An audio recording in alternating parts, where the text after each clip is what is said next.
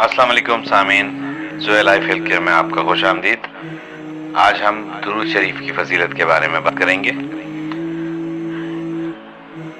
रसूलुल्लाह सल्लल्लाहु अलैहि वसल्लम ने फरमाया कि जिस मजलिस में कुछ लोग बैठें और इसमें अल्लाह का जिक्र ना करें और अपने नबी सल्लल्लाहु अलैहि वसल्लम पर दुरूद ना भेजें तो ये मजलिस इन लोगों के लिए क़यामत के रोज़ हसरत का सबब होगी, अगरचे सवाब के लिए जन्नत में दाखिल हो जाएं।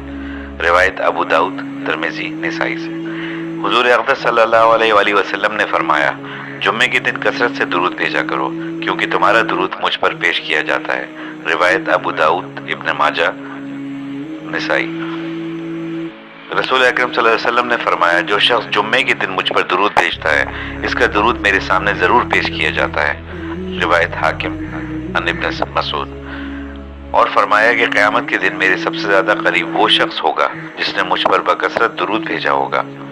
रिवायत जामे तिरमिज़ी। और फरमाया कि पक्का बखील है वो जिसके सामने मेरा जिक्र हो और वो मुझ पर दुरूद ना भेजे। रिवायत तिरमिज़ी, निसाई। नबी करीम सल्लल्लाहु अलैहि वसल्लम ने फरमाया, मुझ पर बकसरत दुरूद भेजा करो क्योंकि वो तुम्हारे वास्ते ज़कात है, यानी नफ्स की पाकीज़गी का ज़रिया है। और फरमाया कि मुझ पर दुरूद ना भेजने में वो शख्स ज़लील व ख्वार हो जिसके सामने मेरा जिक्र हो और वो मुझ पर दुरूद ना भेजे। फरमाया नबी करीम सल्लल्लाहु अलैहि वसल्लम ने कि जिसके सामने मेरा जिक्र हो इसे चाहिए कि मुझ पर दुरूद भेजे। रिवायत निसाई से। नबी करीम सल्लल्लाहु अलैहि वसल्लम ने फरमाया, जो शख्स मुझ पर एक बार दुरूद भेजता है अल्लाह ताला इस पर 10 रहमतें नाजिल करता है। इसलिए हमें चाहिए कि कसरत से दुरूद शरीफ पढ़ा करें, खास तौर से जुम्मे के दिन।